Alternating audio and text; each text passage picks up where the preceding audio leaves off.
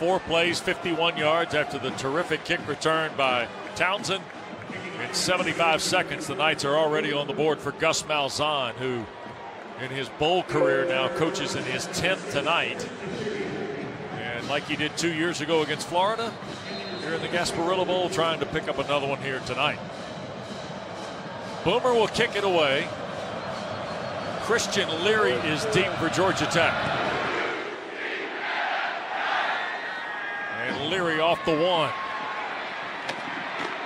And makes a man miss at the 20 and out toward the 24, 25-yard line. So, first serve for UCF was successful, and now Haynes King and Georgia Tech, Tim, got to go to work here.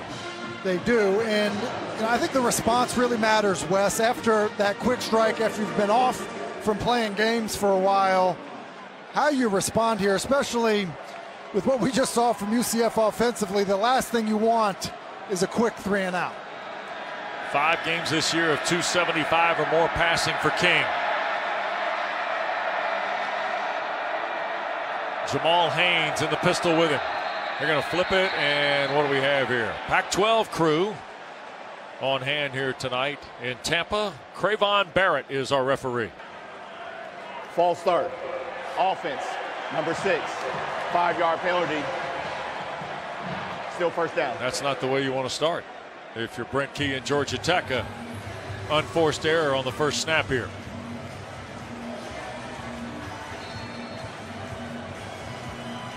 Looked like they were trying to get it in the hands of Eric Singleton as well. King from the pocket, out on the flat, and Haynes dropped it. Incomplete. Very quickly, it's 2nd and 15.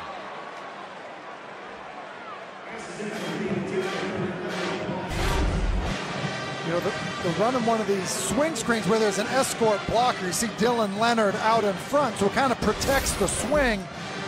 That ball just barely forward. Got to be aware on those if you're Haynes King to make sure you just fall on it. Excuse me, if you're Jamal Haynes. Right. To be sure. 2nd down, 15 for the Jackets. 2 tight ends, Seither and Leonard, both on the field.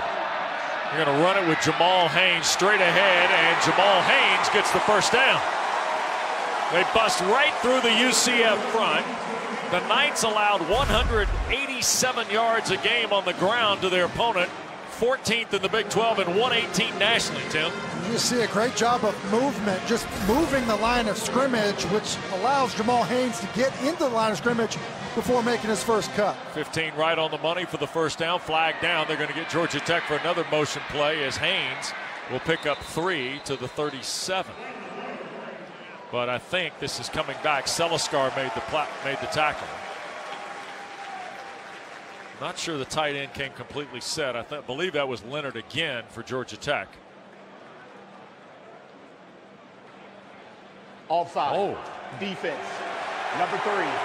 5-yard penalty. Still first down. Let's look at tonight's impact players presented by Union Home Mortgage, Tim. Yeah, for Georgia Tech, you look at Eric Singleton, player you mentioned, they were trying to get the ball to the first snap. Jalen King on the defensive side of the ball, and then obviously Kobe Hudson, who we mentioned. And defensively, they got a pretty good one at linebacker as well. Quarterback change, and Zach Pyron pushes up the field. We kind of got a nod from Buster Faulkner, the offensive coordinator at Georgia Tech, that we might see more of Pyron than what you'd seen in the course of the regular season for plays just like that, Tim. And I think it makes sense at 220 pounds. He's a physical runner. It also helps you take some hits off of Haynes King, who we mentioned earlier was, you know, a tough, gritty competitor, but taking a bunch of shots this year. Yep. 2 tight ends set again for the Jackets, who go pistol. On first down, they'll flip it to Malik Rutherford, and he runs into trouble now. This is a real football player on the end. That is Tremont Morris Brash. I've been excited to see this young guy play the edge. Well, listen, he does an amazing job. Check him out right there. Can't play it any better than this. He gets upfield, sets the edge, and so he forces the runner back inside, and then he's there to make the play. Wes, you called it. There's a real football player. That's a real football play right there. You see the numbers this year for tackles behind the line. That would be 57.5 in his career with that stop. King on second. Dumps it here to Rutherford and just short. Threw it at the feet of Malik Rutherford. Had he caught it in stride, no telling, because UCF had kind of given away the back third of the field. That's exactly right. Running a sail concept. Rutherford was the flat runner, and the catch and run opportunity was huge. You talked about timing. You had, what, 3 weeks off, right?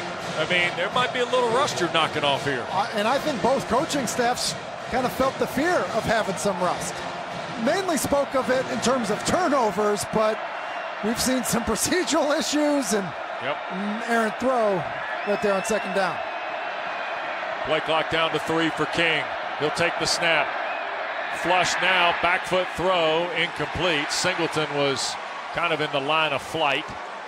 Ricky Barber at 295 pounds, senior from Louisville, had worked his way up through the middle to pressure Haynes King. And I think Haynes King is frustrated. He gave a signal out to the receivers to his right.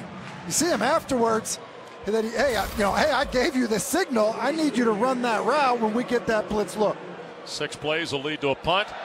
Here's the Irishman David Shanahan to punt it away to Townsend, who averaged 9.5 yards a return, but only had 15 of them during the course of the regular season.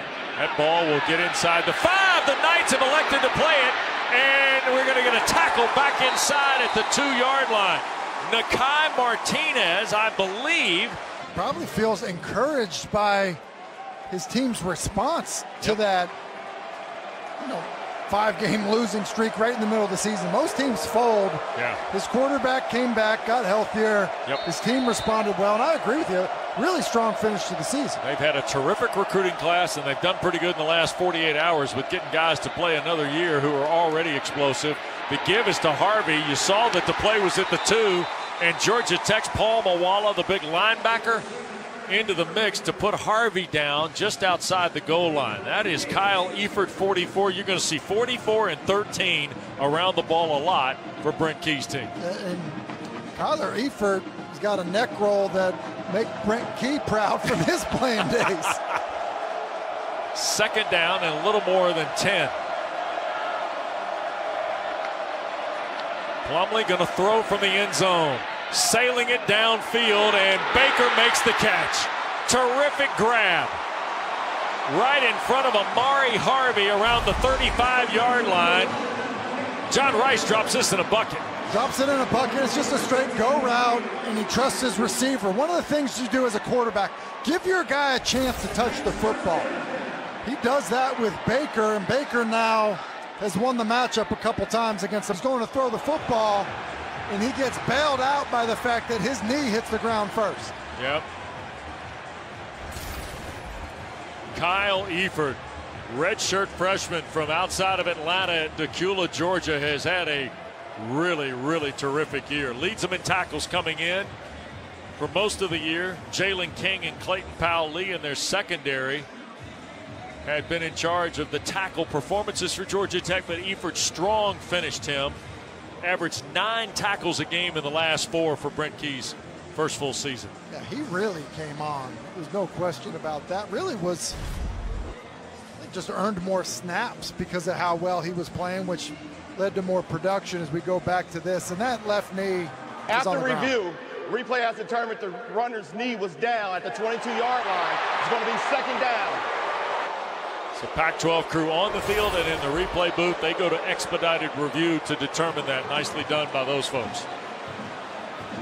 And it's interesting when we think back to the conversations we had with the coaching staffs, Wes, about protecting the football, turnovers when you haven't played. Like that to me is an example of a turnover that happens when you haven't been playing a lot of football, where you're just trying to avoid a negative play. And what do we get now? Timeout? Yes, the Knights have asked for one. So we'll keep it here with 6:30 to go in this first period. Gus Malzahn with the play clock running down. Don't forget, bowl season rolls on tomorrow. 7-game Saturday between ABC, ESPN, and ESPN Plus. The ABC tripleheader starts at noon. Tom Hart, Cole Kublik, and Taylor Davis are in Birmingham for the 76th Birmingham Bowl. Both interim coaches, by the way. Both head coaches and left. John Summerall to Troy, Mike Elko to Texas A&M for Troy and Duke, and then you'll get the James Madison Airport matchup in the Lockheed Martin Armed Forces Bowl and Utah Northwestern in the SRS Distribution Las Vegas Bowl. By the way, Coach Braun's done a marvelous job at Northwestern in a job he took in August, Tim. And they're playing in a bowl game, which is remarkable. Just keeping the focus of the football team. Get to that point, good for them. Yeah, Kyle Whittingham in Utah, always a fun group to watch in the postseason. Out of the timeout for Malzahn, here are the Knights with a third down play in the Georgia Tech red zone. Harvey back in the game, Plumlee drops. Across the middle, touchdown. That's Kobe Hudson.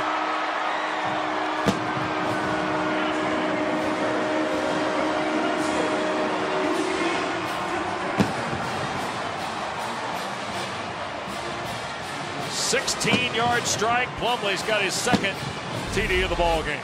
It's a good job of Plumlee. Starts with his eyes to the left, which holds that safety who's rotating to the middle of the field, and then Hudson just does a good job of beating leverage, getting inside. Nice accurate throw as Rodney Shelley not able to get there on the ball. 98-yard drive in 10 plays. And Boomer's point after is good.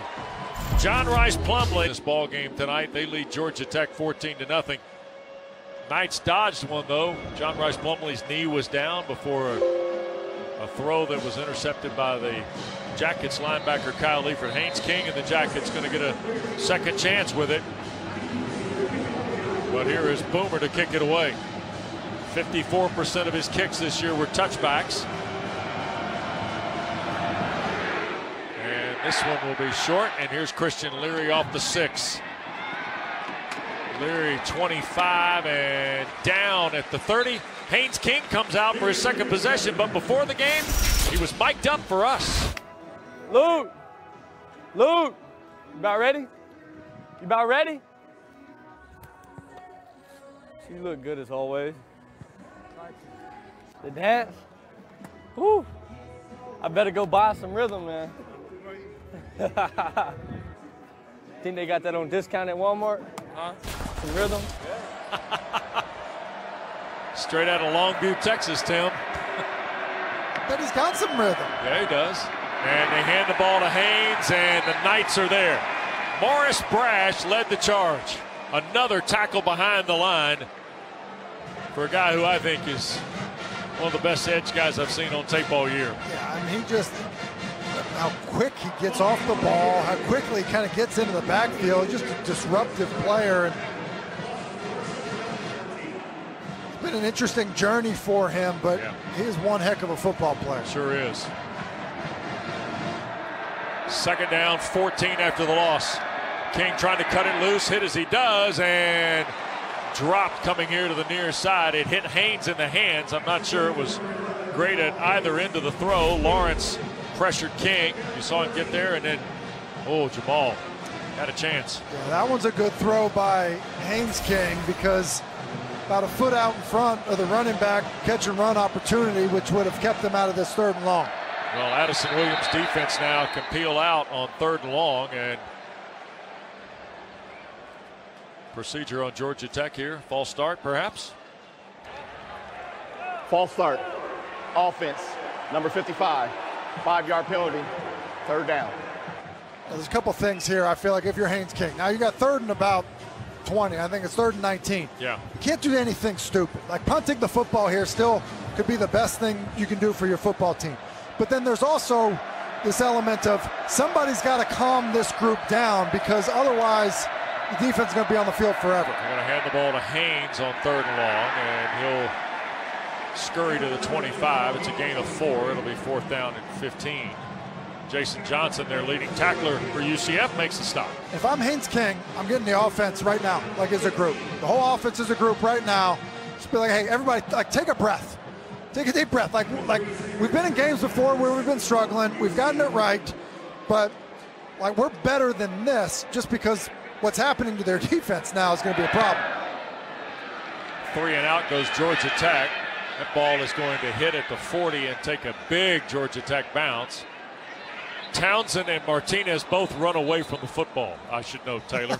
You guys have alluded to that big brace that JRP is wearing on that right leg, which he injured in week 2. He told me this week he is still not 100%, which he admits is hard when you have a big piece of metal strapped to your leg to be 100%. But he says he's gotten to the point now where he doesn't think about it anymore. His range of motion is better. He can pick up his knees higher, which is important for the quarterback with the most rushing yards in school history like he is. And he wanted to give a big shout out to Mary Vander Heiden, the head athletic trainer at UCF. He says she's been there every step of the way, quite literally, on this journey to get him back on the field this season. Yeah, takes a village, doesn't it, Tim, to come back from that stuff? It does, and I feel the pain in terms of playing with one of those braces. You feel like you're lugging it around. Off the 27, Plumlee takes off to the far side. Harvey will shove him out of bounds after a gain of about 3. You admire, and I think you mentioned this at the top, you admire the fact not only is he a very good football player, he's a terrific baseball player. He wants to be a two-sport guy. He loves and craves the passion of it, Tim. And by the way, he's pretty good at both. So let's go ahead and see how far we can ride it, huh? You live once, man. You get small windows of opportunity to play some of these games, and I think maximizing your opportunities is what he's done, and I think that's fantastic. With Harvey, the give is to RJ. Boy, what a nice sidestep out to about the 34. And that'll make it 3rd down and 3 for UCF. RJ Harvey's got that little lateral jab step. They don't sell those on the street, Tim. No, that is not what Hayden's King say. Discount at Walmart, yeah, that is not bad. That was an impressive move to turn a negative play into a positive one. Look at this little split back set. They're going to check Richardson out in the flat and hand to Harvey, and he's got the 1st down.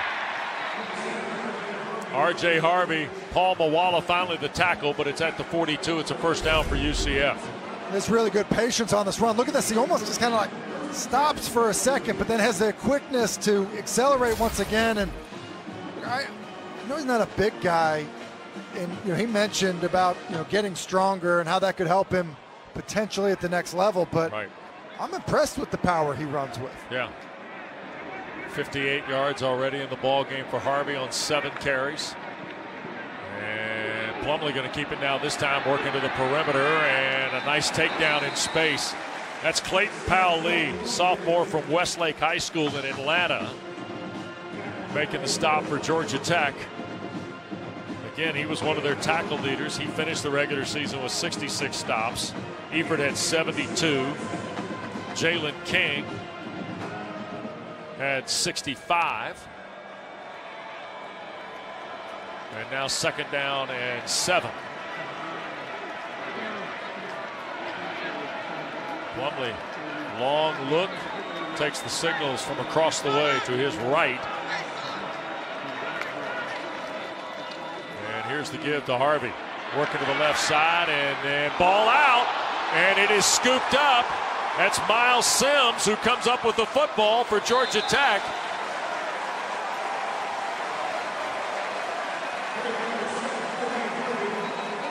So Miles Sims recovers the fumble, which would be just the 7th of the year for the Knights. With 2:17 to go, Georgia Tech needed a break, trailing 14-0, may have gotten one here. Oh yeah, punched out. Big 55, Horace Lockett dislodged it. It's a great job of hustling by Lockett because he's pursuing the play, and then an excellent job of punching at the football. So you get some of those big guys running to the ball. It creates big collisions, and oftentimes the ball can come out. He knew it right away. Yep. Georgia Tech's 54th fumble recovery since 2019. It's the most in FBS. The backup at tight end, Zach Marsh-Wojan, is the injured UCF player.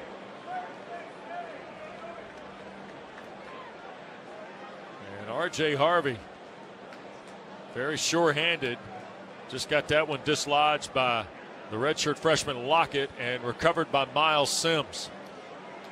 To give you a sense, Horace Lockett listed at 6'6", 341. That's what I mean about when big guys pursue the football. You know, it's not the same as a defensive back pursuing to the football when that collision happens. So 5 plays, and the first turnover of the night belongs to UCF, and you see Marsh Wojin getting help from the field.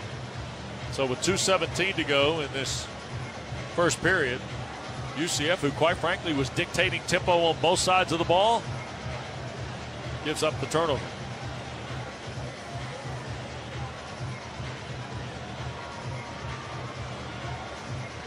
See what Georgia Tech can do with it. You were talking about Haynes King rallying. Find out maybe what was processed in that bench area during the possession. There's Kevin Shearer, the Georgia Tech defensive coordinator. And we are going to review this.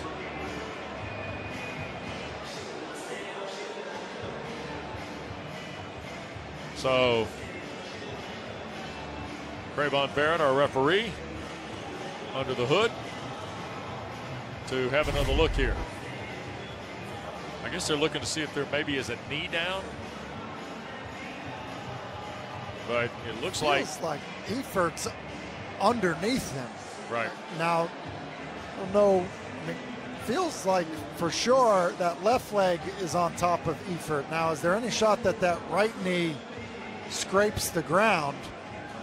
There's the contact with Powell Lee. Now, Efert's going to roll him over, and I certainly don't see anything there with it being ruled a fumble.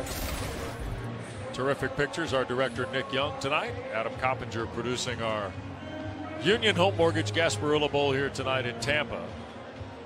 And I don't know what Gus Malzahn's litigation is on this, but I don't see the world famous indisputable video evidence that would overturn the call, right? No, I think the ball's out. And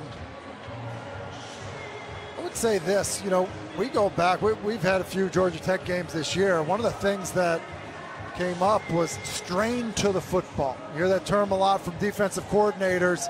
You know, not guys just moving to the ball, like efforting to the football. And After review, the ruling on the field and the fumble is confirmed. First down, Georgia Tech. And it's confirmed because Horace Lockett is straining to the football and trying to get it out. And it's exactly what Brent Key wanted out of his defense. So Georgia Tech's first bit of good news here, Tim, in the opening quarter. They needed that. I mean, it felt like this was going to get uphill on them quickly. So just even here, coming away with points, I think will help settle the Yellow Jacket offense down a little bit. Dante Smith has checked in the run game now with Haynes King. And King is going to keep it on the run here and pick up a couple toward the 44-yard line. Lee Hunter, the Auburn transfer. He's 6'4", 320, redshirt sophomore. Playing in his 26th collegiate game tonight, makes the stop.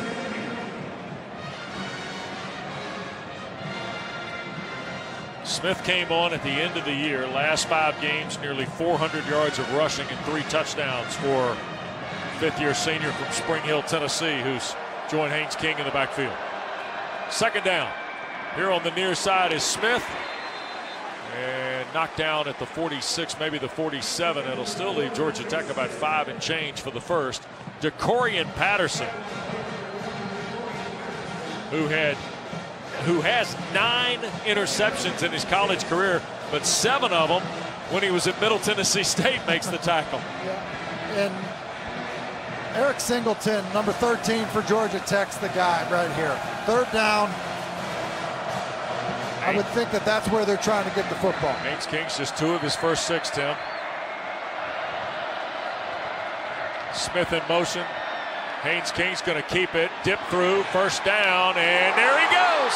35-30, 25 inside to the 23 of UCF before DeCorian Patterson makes the stop on Haynes King. It's a big-time run. You know, they're reading this. It basically ends up being quarterback counter. And then how about the finish of the run in terms of the spin move to get the first down? And then you realize how fast Haynes King is when you've got cornerbacks chasing him but having a hard time gaining ground. They're going to go a two-tight set again. Brent Seither, Dylan Leonard, the two tights to the bottom of the formation. King will keep it this time. He faked it to Singleton, Tim. And tackled around the 17 by Wilson. By the way, the King run was 32 yards. Before that, Georgia Tech had 24 yards of rushing total. And this is the part of the game as we close to the end of this first quarter. This is where you talk about the toughness right here.